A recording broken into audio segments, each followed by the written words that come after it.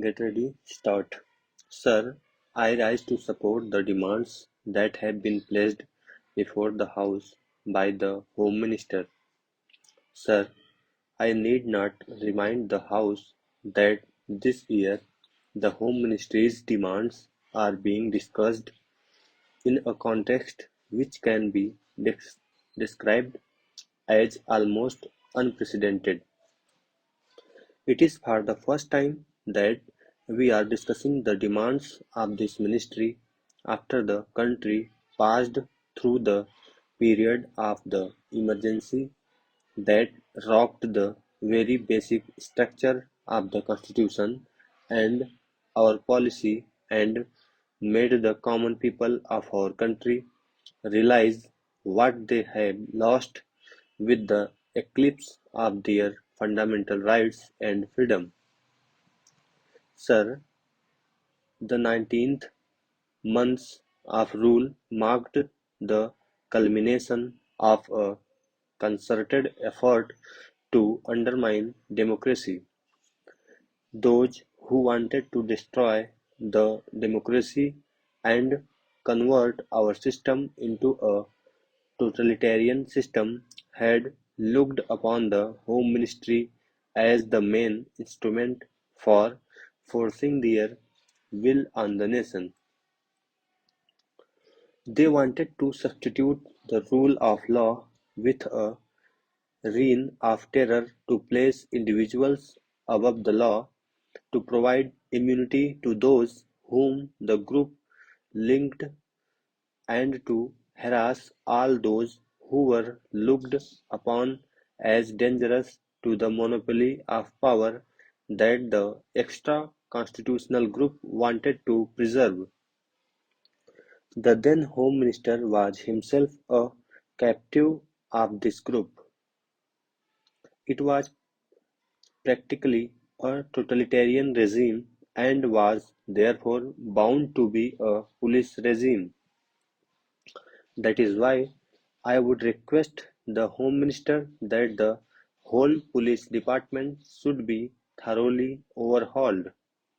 Sir, I do not want to take the time of the House by listing the various agencies and organizations that were set up in the police department and the home department during emergency, and before that I also do not want to take the time of the House in describing the fabulous amounts of money that had been placed at the disposal of RAW and other agencies. Even the money was placed at the disposal of certain individuals, and that was exempted from the scrutiny of the Comptroller and Auditor General of India or the Parliament. I do not want to go into all these details, but I would only request the Home Minister to go into these things and ensure that such things do not happen in future.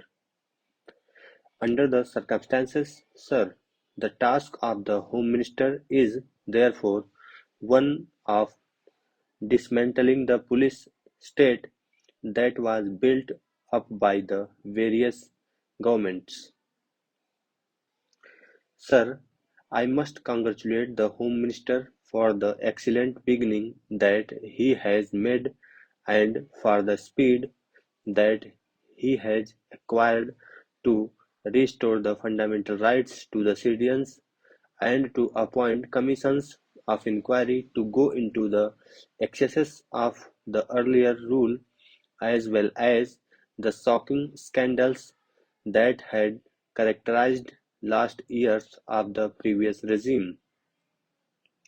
However, in all humility, I must confess that it is not enough. The 42nd Amendment of the Constitution should be withdrawn immediately. The fundamental rights will have to be fully restored, and the role and power of the judiciary must be restored immediately.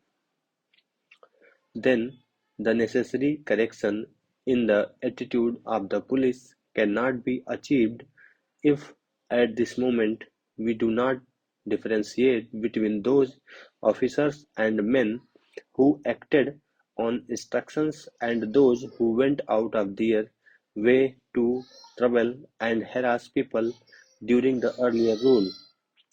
If we do not differentiate between these people and do not give to the guilty exemplary punishment that would serve as deterrent and corrective, we would not be able to recognize the police department. Now, I come to the area of general administration for which the Home Minister is wholly responsible.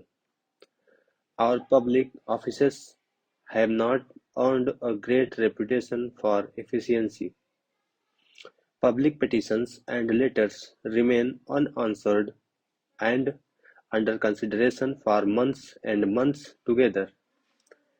Public petitions and letters written by the public representatives, councillors, legislators, or members of parliament, even to the ministers, leave aside the officers, remain unanswered or under consideration for years together.